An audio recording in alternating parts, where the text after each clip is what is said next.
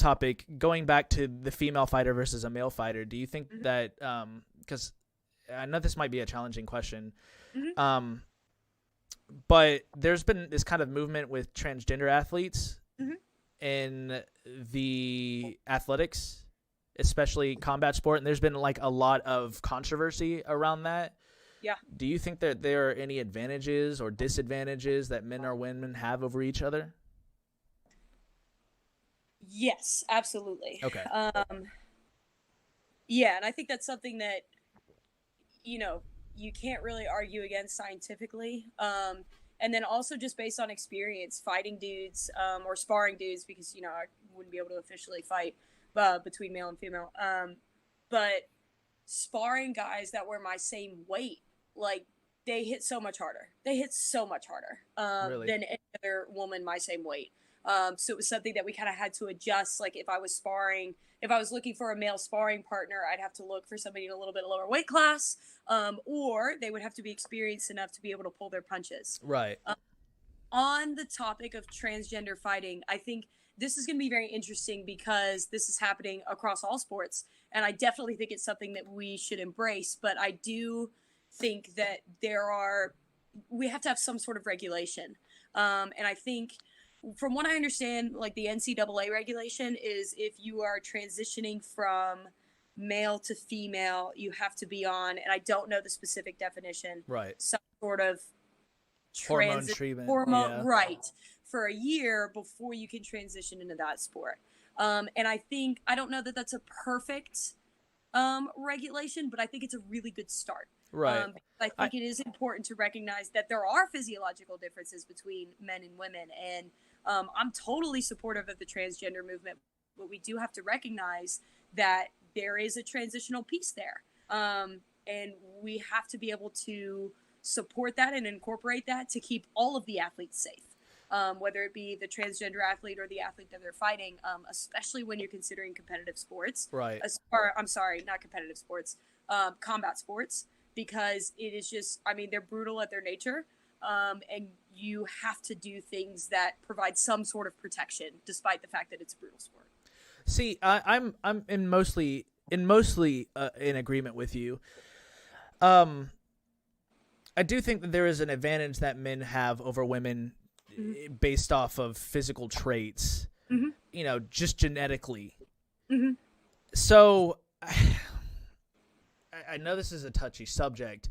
Yeah. So I want to be as careful with my words as possible while telling the truth. So in terms of the whole topic, I just don't see why we can't just have like a co-ed and just kind of Yeah. hold no bars against anybody and just have at it, man. Yeah. Just throw them all in the ring. Yeah, and I definitely see the merit in that. But again, I'll go back to, when I was fighting 126. That wasn't my lightest weight class, but it was one of my lighter ones. Fighting 126, sparring with a 126-pound guy. I mean, dude hits hard. Yeah. And it's just, there is a difference there. And there's a difference in speed too. No matter how much I train, no matter how hard I train, there's just a little bit of an edge in both speed and power that a man's going to have. And that is, as a super feminist, that's super hard for me to admit. But it's true. Do you think that advantage is mitigated through transitioning? I don't know, because I haven't done a whole lot of research on like the specifics of the transition. Mm-hmm. So I don't know that I can really speak on that, because I'd want to know a lot more about the science behind it. I gotcha. Yeah. So, yeah. That's fair. Yeah. Yeah. No, I mean, I know that's a touchy subject and a lot of people have questions about that, but we can kind of move on from that. I just wanted to kind of ask that, since you're an athlete and you've had the opposite perspective. Mm-hmm. It is super interesting. I think it's going to be really telling to start to figure out how like these institutions are going to, like, they're going to have to set up some sort of regulation structure around that. So Right. I'll be interested to see what that looks like and if that looks different for each sport, because I would imagine it would. I would imagine, each sanctioning body, each organization is going to have a different perspective, and that's going to create different regulations. So I'm curious to see honestly, I'm kind of curious to see which sport does it best. Yeah. Everybody's going to come out with a different idea. And I think we will find one that satisfies as many parties as possible. I don't believe that everybody in the situation is going to be satisfied, because that's just not how situations work. But I think it's going to be interesting. Did you ever experience anybody doping, like any females doping while you were, boxing? Not confirmed.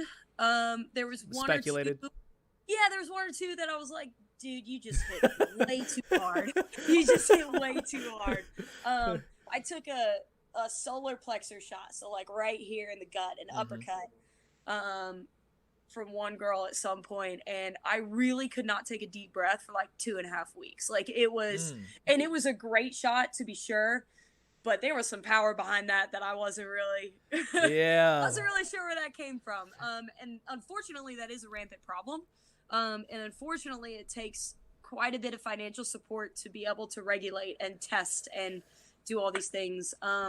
So I think that the testing is there for stuff like that. I just don't think the testing can be as widespread as the issue is. And until the testing can come to the same level as the level that the issue is, that's really when we're going to see, the doping kind of come out of competition. But I mean, everybody's going to try and dope in some way at some point.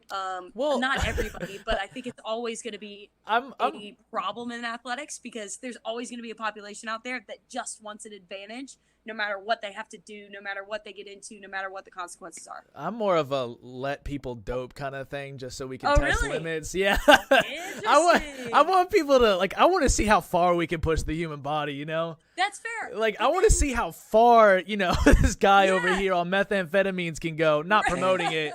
I'm not promoting it. Have a different category. Right. Have the non-doping sports, and then have the doping sports. Like if we want to see that, which I agree with you, I think that would be fascinating to see.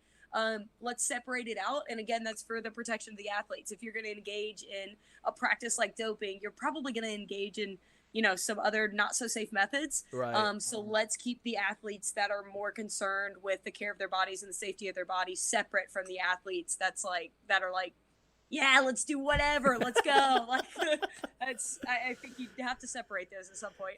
Dylan is a pro dope. Yes, I am. Jordan asks, have you gotten any injuries while boxing? Yeah, so definitely the jaw. The TMJ, yeah. Yeah, the TMJ. I'm trying to think if nothing else super major. I had biceps tendonitis at some point. Really easy to get overuse injuries. Mm-hmm. I don't know that I really walked away from a fight with a black eye. Definitely got my nose bloodied in sparring quite a bit. I'm looking at my husband for confirmation here. It gets fuzzy. The solar plexus was rough. The solar plexus, yeah. Well, and that's what I was just talking about with there had to have been something else behind that shot, because she was doping. She was a monster. She was doping. And yeah, I mean, heck of a fight. So Absolutely. do you ever, so one thing I've always been curious about when you're going into like a fighting match, do you ever take pre-workout? Like, ooh, this is a good question. So here's my thing with pre-workout. I have a little bit of soapbox about it being like, okay, all right, yeah. No, I'm really curious, because I was thinking, like, shoot, caffeine jolts me. Caffeine gets me energy. Why would I not take a pre-workout before I went into a fight? Right, and caffeine is definitely an ergogenic aid. I will tell you that the most effective dose of caffeine to provide that ergogenic aid is found in a cup of coffee. Pre-workout. Any type of pre-workout, from an energy drink to like a synthesized pre-workout powder, not only is it going to be way too much caffeine, which is going to push you past the ergogenic aid stage, it is going to put you into twitchy, jittery, can't keep your thoughts together, like all of those things, higher heart rate, which you definitely don't want walking into a boxing match, because you're going to get that way in the middle of a boxing match. Right. So I think it just pushes too far past the amount of caffeine that you really need to be effective. And then they are so unregulated. There is so much crap in pre-workout that nobody has to say anything about. They